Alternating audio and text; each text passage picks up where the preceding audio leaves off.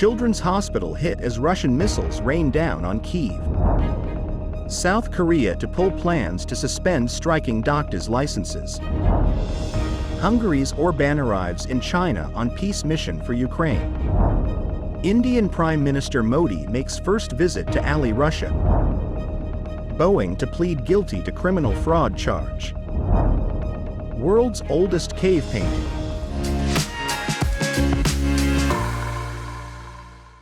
Hello, I'm Wade Lee. Thank you for joining us on Funday News. It is Tuesday, July 9th, and here are your top stories. A children's hospital was hit as Russian missiles rained down on Kyiv and other parts of central Ukraine. Kyiv city administrators said that 2 adults were killed in the attack on the capital's famous children's hospital. Thick plumes of smoke rose from several Kyiv neighborhoods, and Ukraine's health ministry shared a video showing charred exteriors and blown-out windows at the hospital, with one of its complexes reduced to rubble. It was not immediately clear whether the hospital had been hit directly or whether fragments of intercepted missiles fell on it. In a post on X, President Volodymyr Zelensky said that the Children's Hospital is one of Europe's most important medical facilities, stating, "Akhmetit has been saving and restoring the health of thousands of children." Andriy Yermak, the head of President Zelensky's office, said in a separate post on Telegram that people were killed and injured in practically every district of the capital. He added, "It was an attack on civilians when there were many people on the streets," sharing a video of people clearing the hospital by hand. Elsewhere, at least 10 people died in the central Ukrainian city of Kryvyi Rih. Russian forces had launched multiple ballistic and cruise missiles against Ukrainian targets, with explosions felt across the capital. The attack was the largest and most widespread on Kyiv in months. South Korea said Monday it will withdraw its earlier plan to suspend licenses of striking doctors as part of its effort to resolve the country's months-long medical impasse. It wasn't immediately known how many of the striking doctors would return to work in the wake of the government's announcement. The plan could invite criticisms that it hurt the principle of fairness over the government's dealing with other previous labor strikes as well as doctors who already returned to work. The health minister said the government has decided not to suspend the licenses of the strikers, regardless of whether they return to their hospitals or not. More than 13,000 junior doctors, including medical interns and residents, walked off the job in February to protest the government's plan to sharply boost school admissions. Their walkout has significantly burdened the operations of university hospitals where they were training. A Seoul court ruled in May in support of the government's plan. The government later withdrew its plan to suspend the licenses of doctors who returned to their hospitals but did not do so for those who remained off the job. Officials have said they want to add up to 10,000 doctors by 2035 to cope with the country's fast-aging population and a shortage of physicians in rural areas and in low-paying yet essential specialties like pediatrics and emergency departments. Hungary's Prime Minister Viktor Orbán made a surprise visit to China on Monday after similar trips to Russia and Ukraine to discuss prospects for a peaceful settlement between the warring nations. Orbán captured a picture posted earlier Monday on the X social media platform, Peace Mission 3.0, depicting him after stepping off his plane in Beijing. He was greeted by Chinese Vice Minister of Foreign Affairs Hua Chunying and other officials. Orbán later met with Chinese President Xi Jinping. His visit to Moscow drew condemnation from Kyiv and European leaders. Besides Russia and Ukraine, the end of the war depends on the decision of 3 world powers: the United States, the European Union, and China, Orbán wrote in a Facebook post showing him shaking hands with Xi. Orbán met with Xi just 2 months ago when he hosted the Chinese leader in Hungary as part of a 3-country European tour that also included stops in France and Serbia, the latter of which is not a member of the European Union or NATO.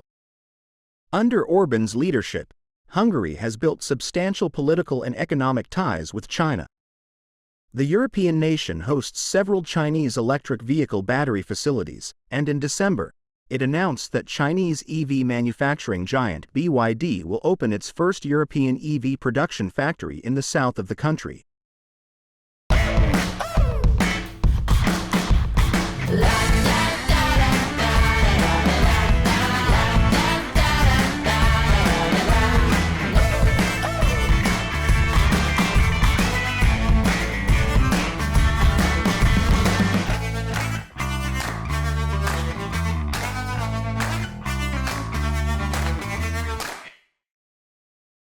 India's Prime Minister began a 2-day-long visit to Russia on Monday, his first since Moscow launched its invasion of Ukraine, a conflict that has complicated the relationship between the longtime alliance and pushed Russia closer to India's rival, China.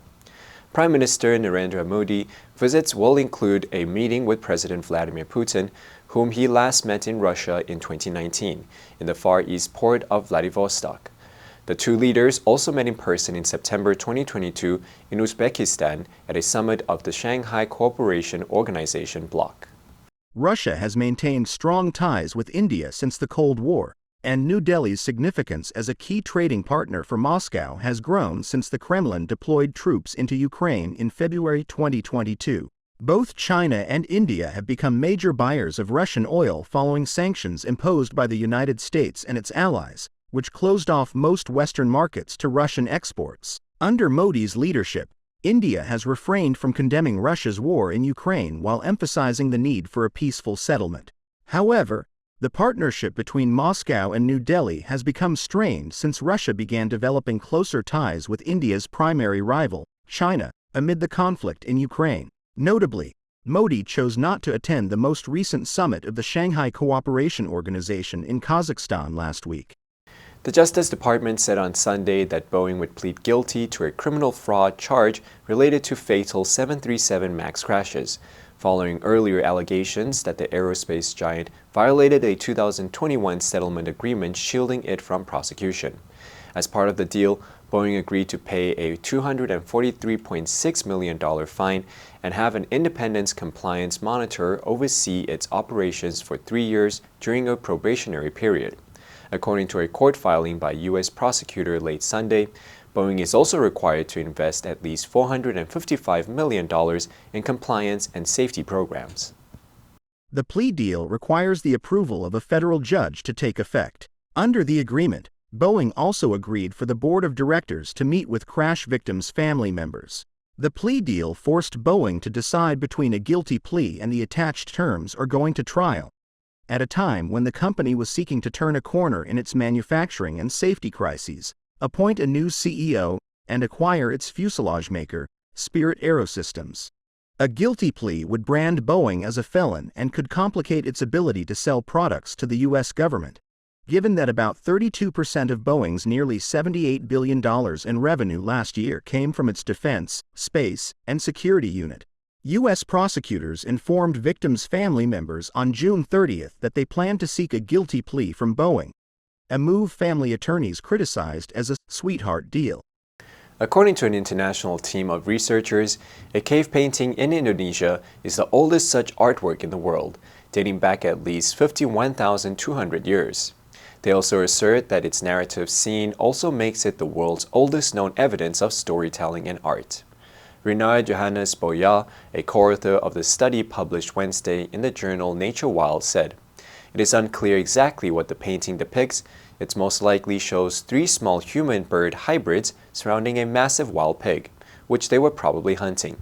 It's the storytelling that has captivated scientists." Samples of the painting were taken in 2017 from the Liang Karampuang cave on the island of Sulawesi in eastern Indonesia. But it was not until now that a team of Indonesian and Australian researchers used a new dating technique that found the painting was thousands of years older than the previous record holder, which is in another cave on Sulawesi about 6 miles away. Joannes Boyo said, "Representation of human figures is already extremely rare, but storytelling of 51,200 years old is even more incredible." Among the hundreds of caves on Sulawesi are some of the world's oldest cave paintings. The unique preservation capabilities of the island, which is home to 20 million people, lie in its weather and topography. The answer for yesterday was C, provisional. It was announced that the times were provisional and subject to confirmation. Did you answer correctly? Now let's delve into the news of Boeing to plead guilty to criminal fraud charges. Number 1, plead, 认罪,辩护. He advised his client to plead insanity. Number 2, fraud, 欺诈罪. She was charged with credit card fraud. Number 3, compliance, 服从,顺从. Safety measures were carried out in compliance with paragraph 6 of the building regulations. Next, we have a multiple choice question for everyone to practice. Which answer would you choose? You can write your answer in the comments section. The correct answer will be announced tomorrow. And that's it for today's Funday News. Be sure to tune in to Funday News from Monday to Friday and click the link below to join Funday for free. I'm Wei Li, your host. I'll see you next time.